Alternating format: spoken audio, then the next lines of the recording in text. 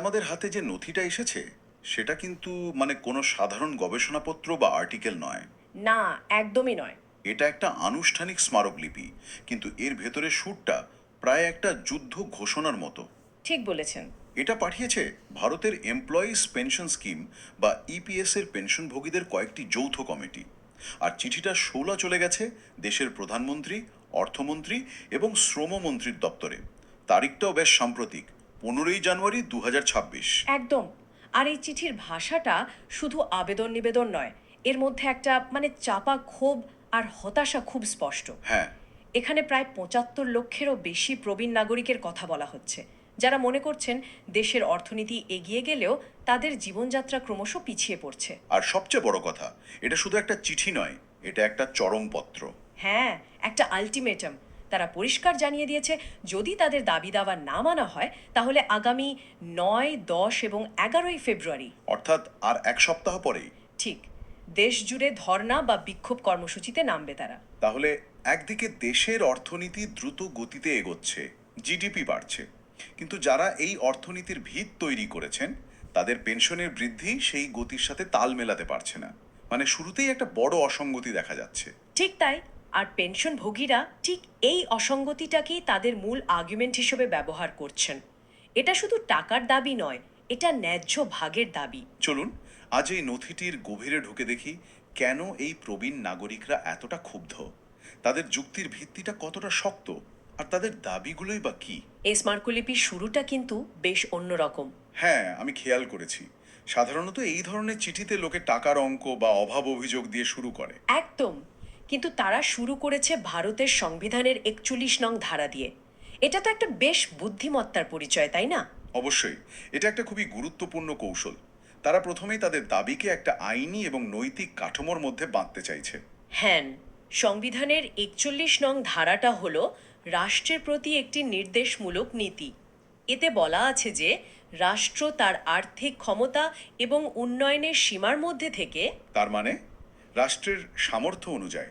হ্যাঁ, সামর্থ্য অনুযায়ী নাগরিকদের বার্ধক্য, অসুস্থতা বা অক্ষমতার মতো পরিস্থিতিতে জনসহায়তা দেওয়ার কার্যকর ব্যবস্থা করবে। আচ্ছা, আর পেনশনভোগীরা কি? পরিসংখ্যান দিয়ে দেখাচ্ছে যে ইপিএস তহবিলের নিজেরই যথেষ্ট সামর্থ্য আছে। তারা কি এই দুটোকে সরাসরি যুক্ত করছে? একদম। তাদের যুক্তি হলো, এটা শুধু রাষ্ট্রের সাধারণ বাজেটের উপর নির্ভরশীল বিষয় নয়। এমপ্লয়িজ প্রভিডেন্ট ফান্ড অর্গানাইজেশন বা ইপিএফও যে এই পেনশন তহবিলটা পরিচালনা করে, তার নিজেরই যথেষ্ট অর্থনৈতিক ক্ষমতা আছে। তার মানে অর্থনৈতিক ক্ষমতার অভাবের যুক্তি এখানে খাটে না। না। আর এখানেই তারা কিছু চমকে দেওয়ার মতো তথ্য সামনে এনেছে। কি সেই তথ্য? নথিতে বলা হয়েছে, গত 12 বছরে ইপিএস তহবিলের উপর যে সুদ অর্জিত হয়েছে তার পরিমাণ প্রতি বছর গড়ে 13.78% হারে বেড়েছে। 13.78%? হ্যাঁ, ভাবুন একবার, প্রায় 14% চক্র বৃদ্ধি হারে তহবিলের টাকা বাড়ছে।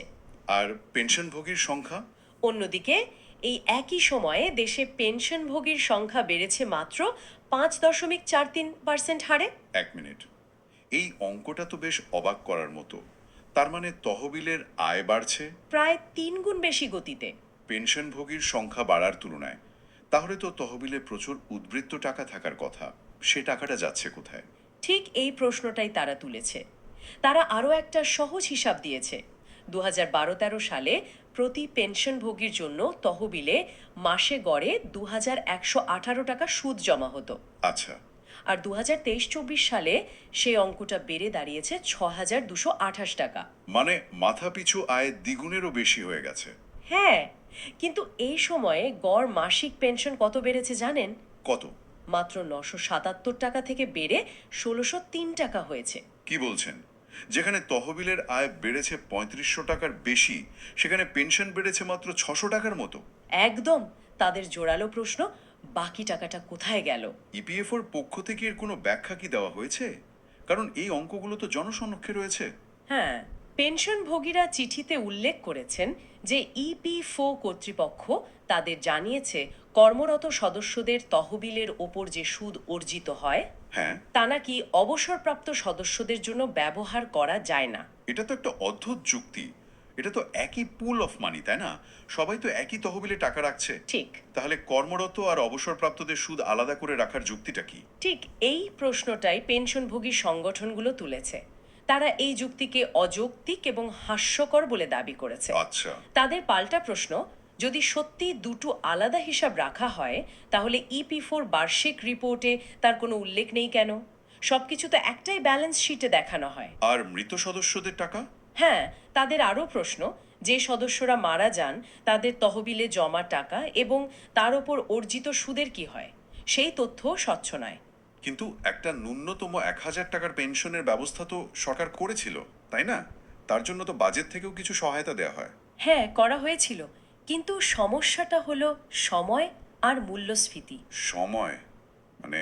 এই 1,000 টাকার ন্যূনতম পেনশনের সুপারিশটা এসেছিল 2010 সালের একটি বিশেষজ্ঞ কমিটির রিপোর্টে। 2010 সাল? হ্যাঁ, আর সেটা কার্যকর হতেই প্রায় 5 বছর লেগে যায়। পেনশনভোগীদের বক্তব্য হলো, আজ আমরা 2026 সালে দাঁড়িয়ে আছি। এই 16 বছরে চাল, ডাল, তেল, গ্যাসের দাম কোথায় গিয়ে দাঁড়িয়েছে তা তো আমরা সবাই জানি। ঠিক। দেশের বাজেটও বহুগুণ বেড়েছে, কিন্তু ন্যূনতম পেনশনের পরিমাণ সেই একই জায়গায় আটকে আছে। তার মানে 2010 সালের একটা সমাধান 2026 সালের সমস্যার জন্য প্রয়োগ করা হচ্ছে। মূল্যস্ফীতির কারণে এই 1,000 টাকার আসল মূল্য তো অর্ধেকেরও কম হয়ে গেছে। শুধু তাই নয়, তারা আরও একটা তথ্য তুলে ধরেছে। গত 5 বছরে যারা এই 1,000 টাকার ন্যূনতম পেনশন পান তাদের সংখ্যাটা প্রায় একই রয়ে গেছে, প্রায় 20 লক্ষ। এর কারণ কি? কারণ হলো, অনেক পুরনো পেনশনভোগী মারা যাচ্ছেন এবং নতুনরা সেই জায়গায় আসছেন। আচ্ছা। সরকারের বাজেট সহায়তাও প্রায় একই রয়ে গেছে। 907 কোটি থেকে সামান্য বেড়ে 957 কোটি টাকা হয়েছে, কিন্তু মূল্যস্ফীতি ধরলে এই সহায়তা বাস্তবে কমে গেছে। তাদের যুক্তিটা খুব স্পষ্ট।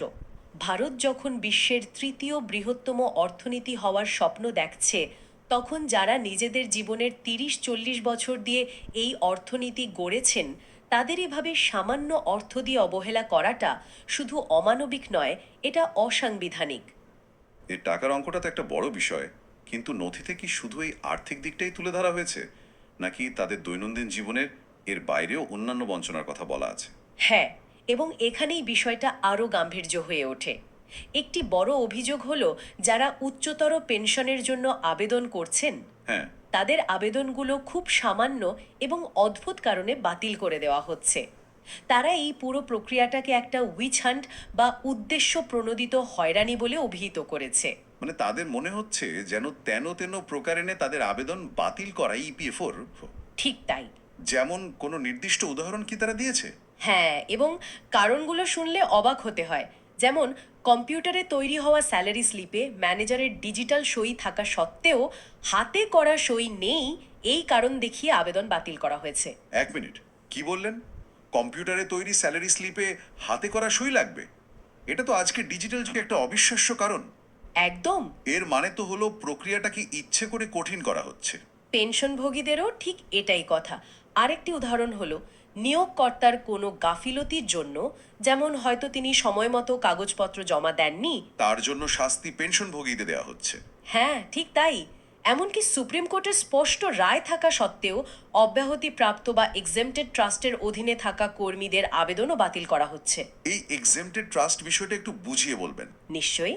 কিছু বড় সংস্থা নিজেদের কর্মীদের প্রভিডেন্ট ফান্ড নিজেরাই একটি ট্রাস্ট তৈরি করে পরিচালনা করে, ইপিএফওর কাছে সরাসরি জমা না দিয়ে। আচ্ছা, নিজেদের ট্রাস্ট। হ্যাঁ, এগুলোকেই এক্সেমটেড বা অব্যাহতিপ্রাপ্ত ট্রাস্ট বলা হয়। সুপ্রিম কোর্ট রায় দিয়েছে যে এই কর্মীরাও উচ্চতর পেনশনের জন্য যোগ্য, কিন্তু ইপিএফও এখন নতুন নিয়ম বের করেছে যে সেই ট্রাস্টের পুরনো নথিতে নাকি নির্দিষ্ট একটি ধারার উল্লেখ থাকতে হবে। বহু বছর আগের নথিতে? হ্যাঁ, বহু বছর আগের নথিতে সেই ধারা না থাকায় হাজার হাজার আবেদন বাতিল হচ্ছে। পেনশনভোগীদের মতে এটা আদালতের রায়কে পাশ কাটানোর একটা কৌশল মাত্র।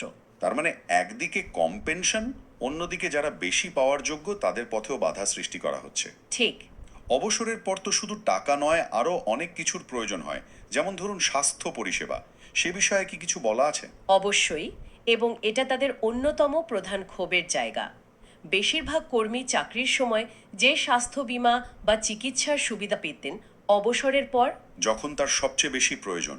ঠিক তখনই সেই সুবিধা বন্ধ করে দেওয়া হয়।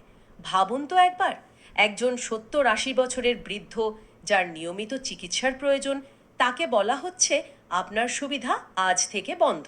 এটা তো সাংঘাতিক। এটা একজন প্রবীণ নাগরিককে শুধু শারীরিক কষ্টের দিকেই ঠেলে দেয় না, চরম মর্যাদাহীনতার দিকেও ঠেলে দেয়। আর যাতায়াতের সুবিধার কথা কি বলছে? সেটাও একটা গুরুত্বপূর্ণ বিষয়। প্রবীণ নাগরিকদের জন্য ট্রেনে যে ভাড়ায় ছাড় ছিল তা তুলে নেওয়া হয়েছে। হ্যাঁ, কোভিড সময় থেকে এটা বন্ধ। তাদের যুক্তিটা খুব সুন্দর।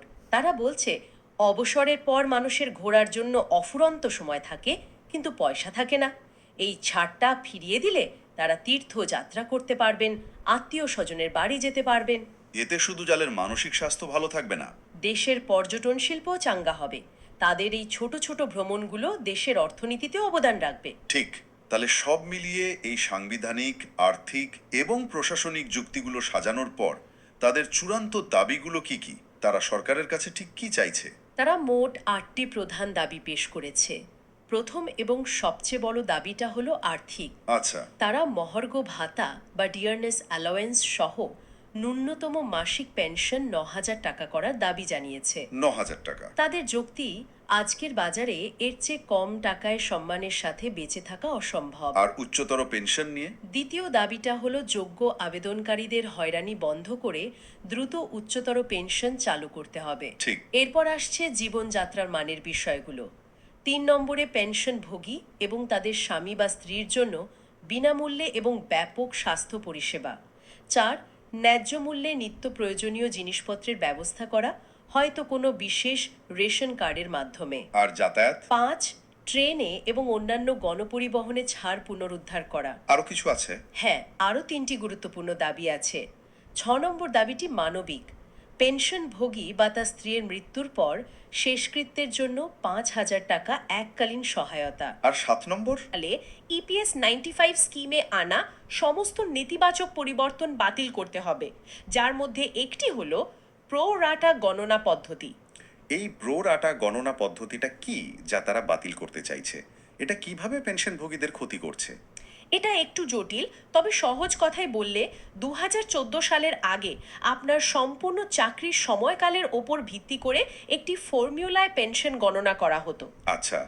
কিন্তু এই নতুন প্রো রাটা নিয়মে আপনার পেনশনকে 2টি ভাগে ভাগ করে গণনা করা হয়। 2014 সালের আগের চাকরির জন্য একভাবে আর তারপরের চাকরির জন্য অন্যভাবে। যার ফলে মোট পেনশনের পরিমাণ কমে যায়। বেশিরভাগ ক্ষেত্রেই তাই হয়।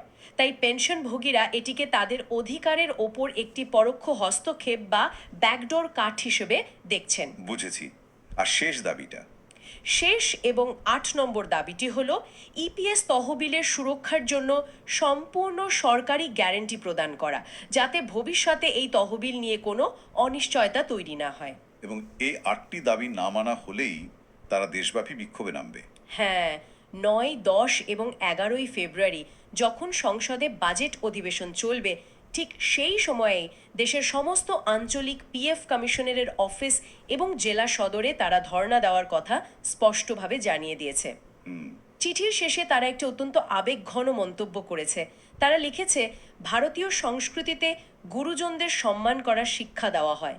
সেই দেশের সরকারের জন্য এটা মোটেই শোভনীয় নয় যে দেশের প্রবীণ নাগরিকদের তাদের ন্যায্য সাংবিধানিক অধিকারের জন্য শেষ বয়স শেষে রাস্তায় নামতে হচ্ছে। ঠিক তাই। তাহলে পুরো বিষয়টি যদি আমরা এক জায়গায় আনি, তাহলে যা দাঁড়াচ্ছে তা হলো দেশের লক্ষ লক্ষ প্রবীণ নাগরিক যারা নিজেদের জীবনের সেরা সময়টা দেশের অর্থনীতিকে গড়ে তোলার কাজে লাগিয়েছেন, তারা আজ নিজেদের শুধু অবহেলিত নয়, প্রতারিত বলে মনে করছেন। একদম। আর তারা তাদের দাবি দাওয়া শুধু আবেগের ভিত্তিতে নয়, বরং সংবিধান, ইপিএফও এর নিজস্ব আর্থিক তথ্য এবং যুক্তির মাধ্যমে সরকারের সামনে তুলে ধরেছেন। দায়বদ্ধতার প্রশ্ন। ঠিক। একটা দেশ যখন অর্থনৈতিকভাবে শক্তিশালী হয়, তখন তার সেই সাফল্যের ভাগ কি সেই মানুষগুলোর কাছে পৌঁছানো উচিত নয়, যাদের শ্রম আর ঘামের ওপর ভিত্তি করে এ সাফল্য তৈরি হয়েছে? এই নথিটি আসলে সেই মৌলিক প্রশ্নটি আবার আমাদের সবার সামনে তুলে ধরেছে। এই স্মারকলিপির মূল কথাটা তাহলে এটাই যে এই পেনশনভোগীদের অর্থনৈতিক সমৃদ্ধির সুফল থেকে বঞ্চিত করে রেখেছে শুধুমাত্র কিছু সরকারি নীতি এবং প্রশাসনিক উদাসীনতা। আর এটাই হয়তো আজকের আলোচনার শেষে আমাদের সবার ভাবার বিষয়। একটা দেশের আসল উন্নতি কি শুধু জিডিপির বড় বড় সংখ্যা দিয়ে মাপা হয়? নাকি সেই দেশের সাধারণ মানুষের, বিশেষ করে যারা সবচেয়ে দুর্বল ও প্রবীণ, তাদের জীবনযাত্রার মানের মাধ্যমে তার আসল প্রতিফলন ঘটে? একদম। এই প্রশ্নটা হয়তো শুধু সরকারের জন্য নয়, আমাদের সমাজের জন্যেও।